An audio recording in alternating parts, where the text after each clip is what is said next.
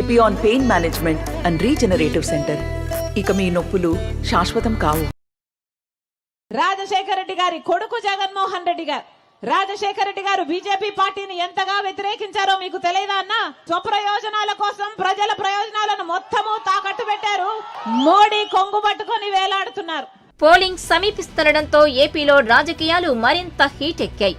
అధికార విపక్షాల మధ్య మాటల యుద్ధం తీవ్రమవుతోంది.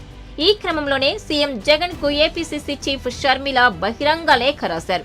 ఎస్సీ ఎస్టీ అభివృద్ధిపై నవ సందేహాలకు సమాధానం చెప్పాలని డిమాండ్ చేశారు.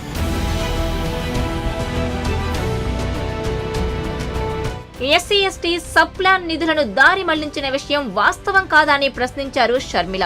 సాగు భూమినిచ్చే కార్యక్రమాన్ని ఎందుకు నిలిపివేశారన్నారు. 28 పథకాలను అర్ధాంతరంగా ఎందుకు ఆపివేశారన్నారు.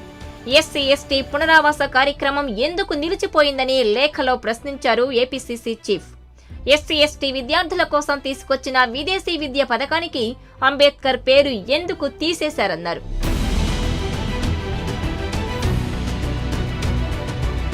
దళిత గిరిజన సిట్టింగ్ ఎమ్మెల్యేలకు ఈసారి ఎందుకు సీట్లు నిరాకరించారని నిలదీశారు షర్మిల.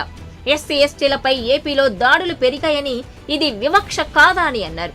దళిత డ్రైవర్ను చంపి సూట్ కేసులో డోర్ డెలివరీ చేసిన ఎమ్మెల్సీని ఎందుకు సమర్థిస్తున్నారని బహిరంగ లేఖ రాశారు. స్టడీ సర్కిల్స్ కు నిధులివ్వకుండా వాటిని ఎందుకు నిర్వీర్యం చేస్తున్నారని మండిపడ్డారు.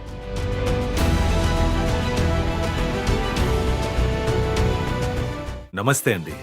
ఇది వ్యాపారం గురించి కాదు, ఓటు గురించి. ఎన్నికల్లో ఓటు వేయడం మన హక్కు మాత్రమే కాదు, కర్తవ్యం. ఎంతో మంది మహా నేతలు శ్రమించి ప్రాణత్యాగం చేసి ఈ అవకాశాన్ని మనకిప్పించారు. అందరూ ఓటు వేద్దాం. ఎందుకంటే ఓటు హక్కు ఊరికే రాదు. నా ఓటు ఎవరికో తెలుసా? అది సీక్రెట్ అండి.